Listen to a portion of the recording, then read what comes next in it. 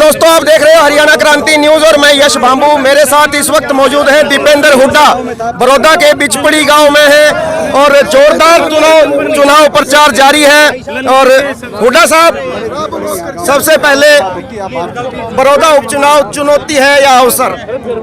देखिए, बड़ौदा चुनाव अवसर है बड़ौदा वासियों के लिए इस हरियाणा की नाकारा सरकार के खिलाफ अविश्वास प्रस्ताव पारित करने का।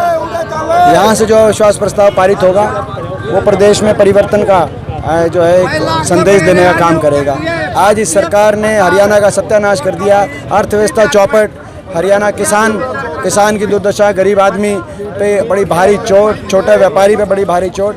आज हर वर्ग कर्मचारी सड़कों पर, नौजवान, देश में सबसे ज़्यादा बेरोजगारी दर हरियाणा के अंदर, कोई निवेश नहीं हुआ, कोई फैक्ट्री नहीं लगी, कोई कारखाना नहीं लगा, कोई यूनिवर्सिटी, कोई मेडिकल कॉलेज।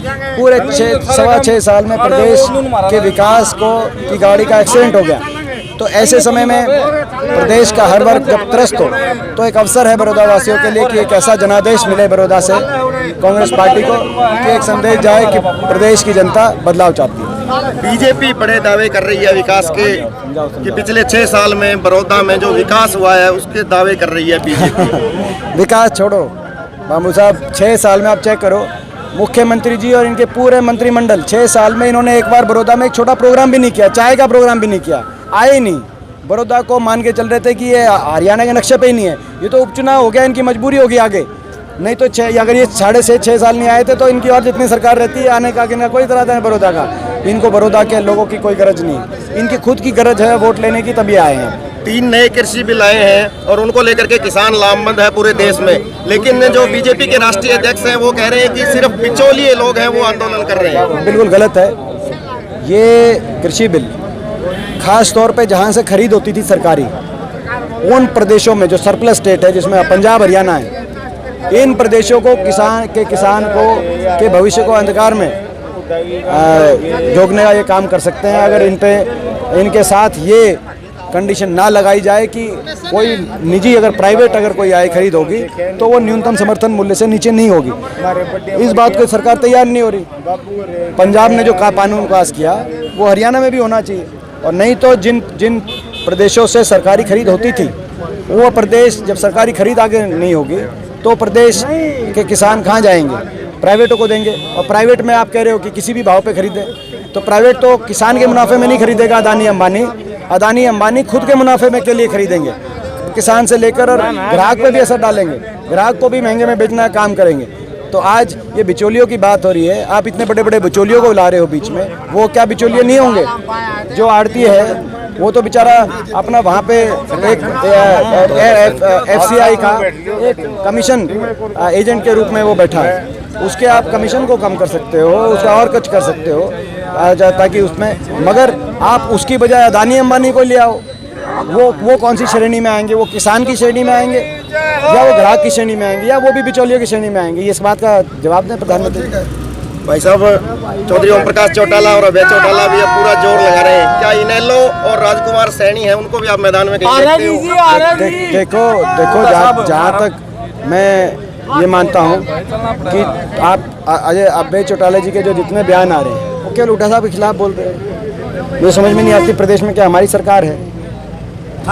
ऐसे मैं समझता हूँ कि अगर वो इस प्रकार से चलेंगे, उनको मंथन करना चाहिए कि वो विपक्ष के नेता पिछली बार एक सीट पे क्यों आ गए, क्योंकि बीजेपी का साथ देते थे बी टीम बन के।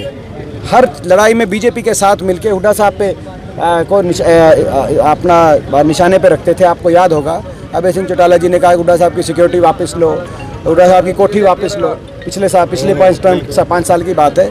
तो वो लड़ाई वो बीजेपी के साथ मिलके बीजेपी की भाषा बोलते रहे। धीरे धीरे जो है प्रदेश के लोगों का विश्वास उठ गया और विपक्षी जो है नेता होने की बजाय नेता प्रतिपक्ष से वो एक सीट पे आ गए।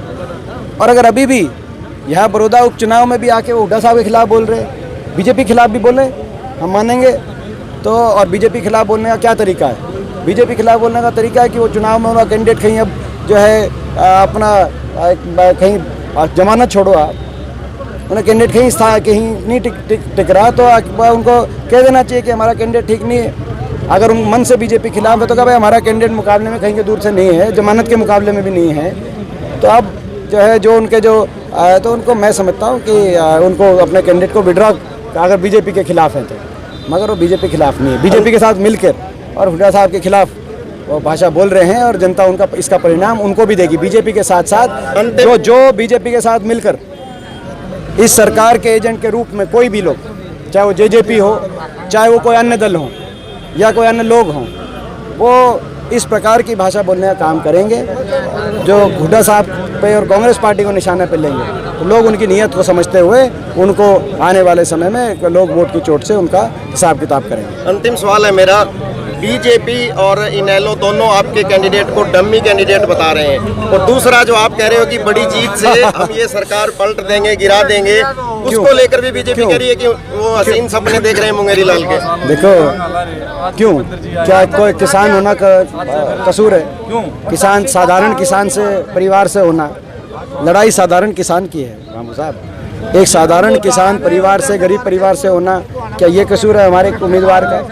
बाकी तो हमारे उम्मीदवार आप चेक करो कि एक एक गांव में जाओ, कौन असली है और कौन जीत की तरफ जा रहा है। ये कहना कि एक गरीब किसान एक डमी है, अगर कोई इस तरह की भाषा का इस्तेमाल करता है तो किसान और मजदूर, बड़ौदा छत्तीस बिरादरी की जनता इस तरह की भाषा को सहन नहीं करेगी। कांग्रेस एक है और जीत को लेकर के कितने आश्वस्त हैं? पूरी तरह आश्वस्त। अच्छी जीत होगी, बड़ी जीत होगी, ऐसी जीत होगी जो चंडीगढ़ में बैठी सरकार के सिंहासन को हिलाने का काम करेगी। बहुत धन्यवाद।